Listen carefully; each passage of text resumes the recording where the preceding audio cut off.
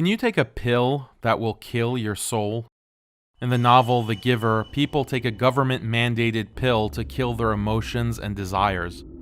The pill also makes them colorblind and interferes with their memory. In the classic sci-fi novel Brave New World, authorities keep the population enslaved through a happiness-inducing pill called Soma.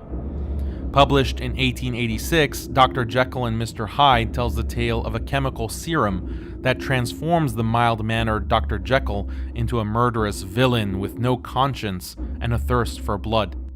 In the postmodernist novel Thus Spoke Zarathustra, the main character transcends the limited nature of man to become the Übermensch, the Overman. He says, "You must be ready to burn yourself in your own flame. How could you rise anew if you have not first become ashes?"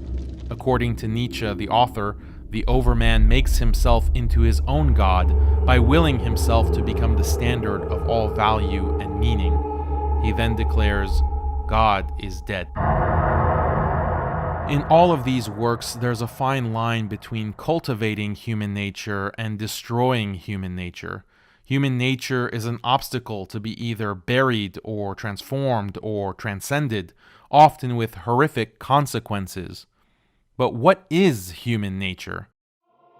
Humans are born with a heart, a brain, 2 eyes, 2 hands, but we're also born with certain inbuilt emotions, instincts, behaviors, desires, and intuitions.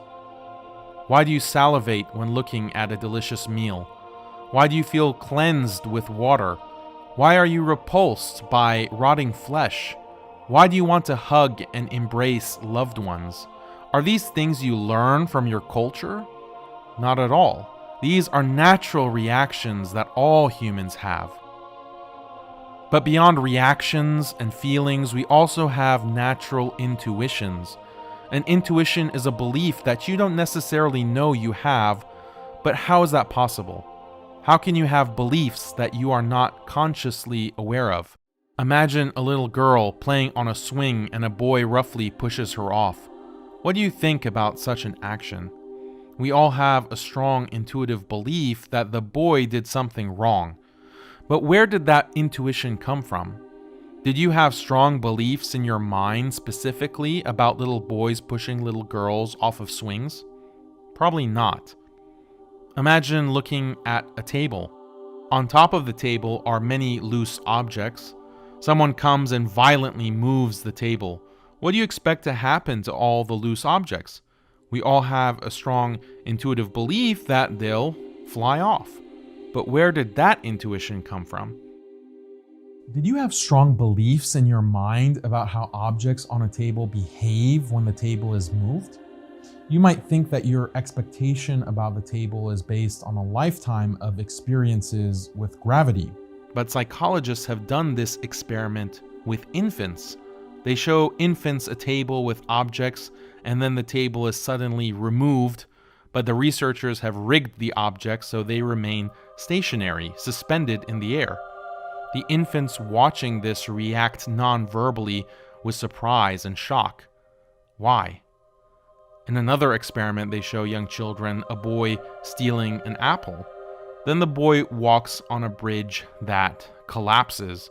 They ask the children, why did the bridge collapse? And the children overwhelmingly agree that it was because the boy stole the apple. These children come from a variety of religious and non-religious backgrounds, and none of them would even be able to articulate the belief that somehow morality can affect physical events like the collapse of a bridge. Nonetheless, they all share this intuition. It is said that there are no atheists in a foxhole.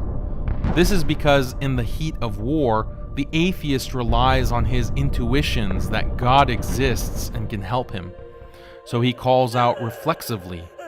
Similarly for the atheist at sea, when the dark storm blows, tall waves batter his ship, and the watery grave beckons, the sailor cries out, "Oh God, save me." This is not because the atheist sailor consciously believed in God all along but kept it a secret. Rather, the belief in God is a deep human intuition that's not always conscious, but can nonetheless manifest itself in extreme situations. People have hundreds and thousands of unconscious intuitions about everything. But is it true that all people are born with this intuition about the existence of God? Despite the oppressive power of secularism, a surprising 80 to 90% of all human beings on the planet today still believe in God, even if many don't believe in organized religion. Not only that, but people across all developed cultures historically have a virtually identical concept of God. Yes, most religions are polytheistic, but except for a minority of small hunter and gatherer tribes, all civilizations, even the polytheistic ones, believed in a singular all-powerful God. Beyond the so-called Abrahamic faiths, even religions like Hinduism, Taoism, Confucianism, ancient Greco-Roman religion, despite all their differences, nonetheless share this universal notion of one supreme being who's created and maintained the universe. Justin Barrett, American psychologist, lists the primary characteristics of this universal notion of God. He's the all-knowing, all-powerful, supreme being responsible for the creation of the universe. He has a mind, has a will, is immortal. He controls the past, present, and future. He created the universe for a purpose and has set a moral order. He communicates with people and rewards or punishes them. But he doesn't have a body and is invisible. How is it possible that so many people from so many different parts of the globe and at different times in history not only independently came to the same conclusion about the existence of God, but also agree on the primary attributes of God? It would be impossible for such alignment to arise purely by chance. The answer is human nature. Humans naturally are born with an intuitive God concept. Belief in God is ingrained in us as a species. It's a part of what makes us human, and this is the consensus in psychology and cognitive science.